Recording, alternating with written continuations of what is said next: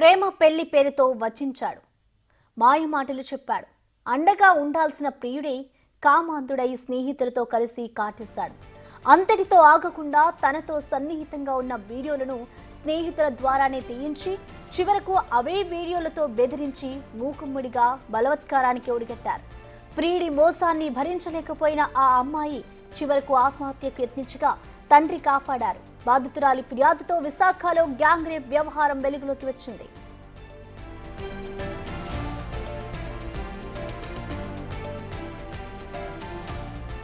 విశాఖలో లా విద్యార్థినిపై నలుగురు యువకులు గ్యాంగ్ రేప్ ప్రకంపనలు రేపుతోంది.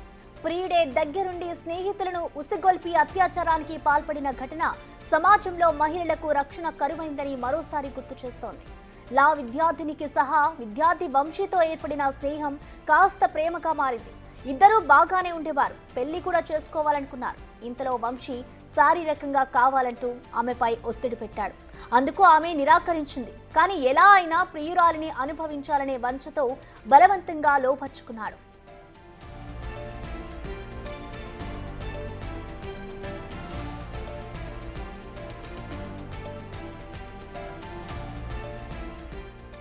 ఆగస్టు 13న వంశీ ప్రియురాలతో కలిసి స్నేహితుడు ఆనంద్ గదికి తీసుకెళ్లాడు. అక్కడ మరోసారి ఆమెను బలాత్కారం చేశాడు.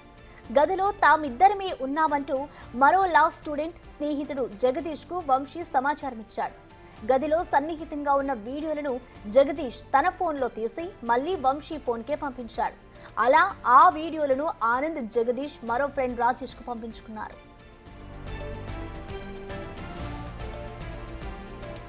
ఇక ఆ వీడియోలతో యువతిని బెదిరించి నెలల తరబడి సామూహిక అత్యాచారం చేస్తూ వచ్చారు. తాము చెప్పింది వినకపోతే సోషల్ మీడియాలో వీడియోలు పెడతామని బెదిరించడంతో యువతి భయపడిపోయింది. 3 నెలలుగా మానసిక వేదనతో కుంగిపోయింది. చివరకు ఈ నెల 18న ఇంట్లో ఉరివేసుకునేందుకు ప్రయత్నించగా తండ్రి అడ్డుపడి ఆమెను రక్షించారు. అమ్మాయి ద్వారా విషయం తెలుసుకున్న తల్లిదండ్రులు విశాఖ 2 టౌన్ పోలీసులకు ఫిర్యాదు చేశారు. దీంతో గ్యాంగ్ రేప్ వ్యవహారం బయటపడింది. వీరిలో 3 లా విద్యార్థులు కాగా మరొకరు ప్రైవేటు ఉద్యోగిగా పోలీసులు గుర్తించారు.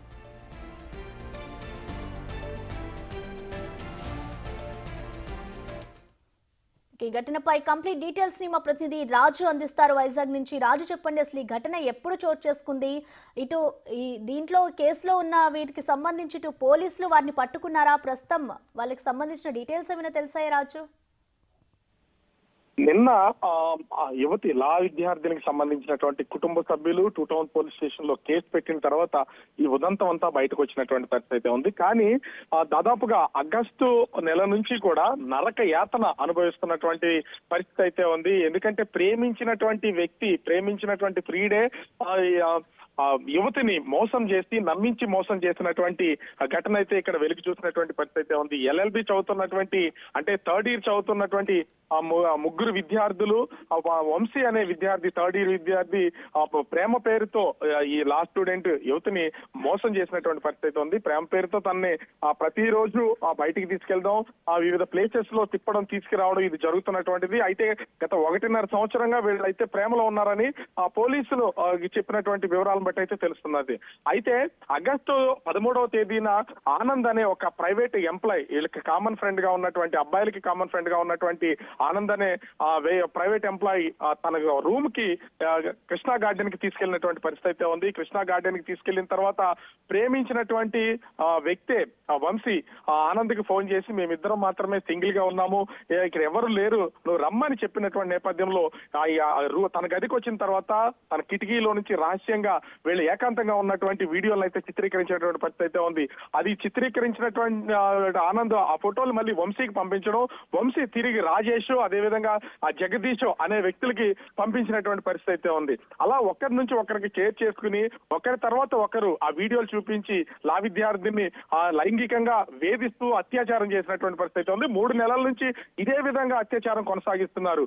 అయితే కొన్ని రోజుల క్రితము తొట్లకొండ అనే ఆ ప్లేస్ కి, టూరిస్ట్ ప్లేస్ కి అక్కడికి వెళ్ళడం, అక్కడికి వెళ్ళిన తర్వాత అది అత్యంత నిర్మానుష్యంగా ఉండేటువంటి ప్లేసు.